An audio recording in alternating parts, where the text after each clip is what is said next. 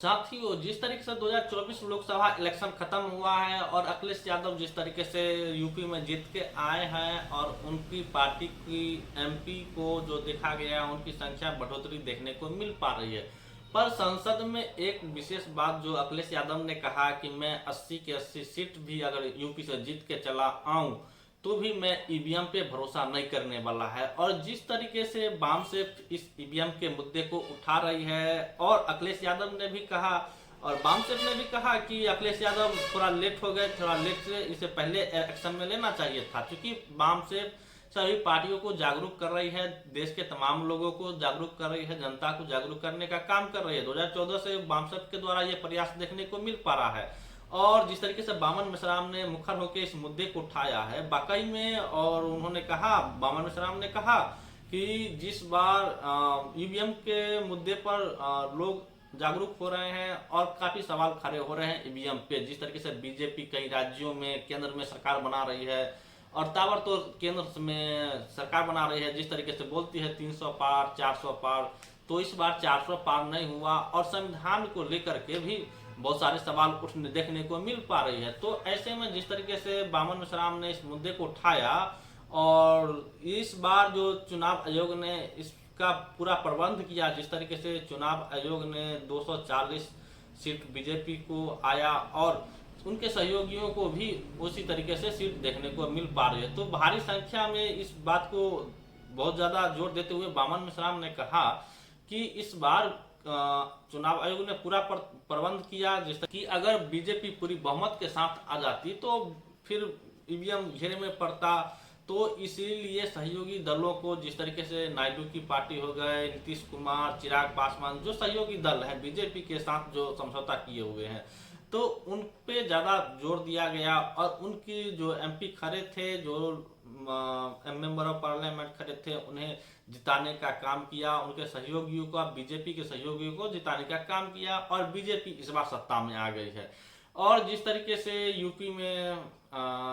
अखिलेश यादव ने परफॉर्मेंस किया और उन्होंने ईवीएम पे सवाल खड़े किए कि अगर मैं 80 सीट जीत के आ जाऊं तब भी ईवीएम पे मुझे भरोसा नहीं है। तो जिस तरीके से ईवीएम पे सवाल खड़े हो रहे हैं और आने वाले दिनों में तेज होगा ईवीएम के मुद्दे पे आंदोलन, तो देखना होगा क्या ईवीएम इस देश में जब तक रहती है। तो जिस तरीके से सरकार, चूंकि वो सरकार जो है सो SC/ST की सरकार है नहीं, अगर SC/ST OBC के सांसद जीत के चले जाते हैं तो SC/ST OBC के लिए आवाज उठाते हुए देखने को नहीं मिल पा रहे हैं। जिस तरीके से अभी चंद्रशेखर रावत जिस तरीके से जाति जनगणना पे सवाल खड़े कर रहे हैं, लोगों के हक की हिस्सेदारी पे, और जो हाथरस में कांड हुआ उस मनीषा वाल्मीकि के साथ, उनकी घटनाओं पे भी, और बहुत सारे जो शेड्यूल कास्ट शेड्यूल ट्राइब के लोग पे जो जुल्म हो रहे हैं, मुसलमानों पे जो जुल्म हो रहे हैं, जिस तरीके से हत्या हो जाती है मुस रखने पे, घोड़ी चरने पे, छोटी छोटी बातों पे, या किसी सार्वजनिक जगह पे अगर धर्मस्थल पर मुस्लिम लोग चले जाते हैं तो हत्या हो जाती है। ऐसा न्यूज में देखने सुनने को मिल जाता है। तो ऐसे में देखना होगा क्या सरकार इस पे ठोस कदम उठाती है या नहीं। अगर बीजेपी चाहे तो इस जिस तरीके से हिंदू मुसलमान की थ्योरी पे वो लोग काम तो कर ही रहे हैं, पर SC/ST OBC लोगों को इस बात पे विशेष जो MP है उन्हें ध्यान देना चाहिए और संसद पे मुखर होकर के ईवीएम के विरोध में, और चुनाव जो अब जानते ही हैं कि जिस तरीके से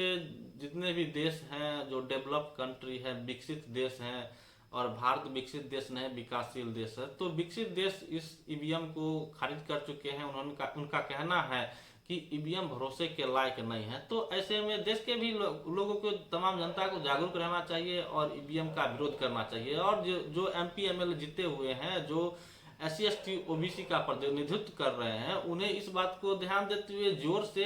बोलना चाहिए और ईवीएम के मुद्दों पे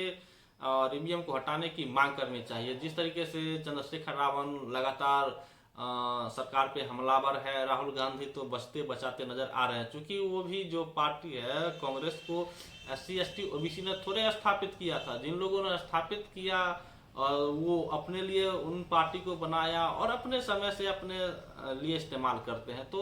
कांग्रेस इस मुद्दे को ज्यादा हाईलाइट करने वाली नहीं है। चुनाव आएगा तो एक दो शब्द बोल देंगे फिर खामोश हो जाएंगे। तो SC/ST OBC के सांसदों को ही ईवीएम के विरोध में लड़ाई लड़नी पड़ेगी और ईवीएम पे बोलना पड़ेगा, ईवीएम को हटाना पड़ेगा। जिस तरीके से जीत के आती है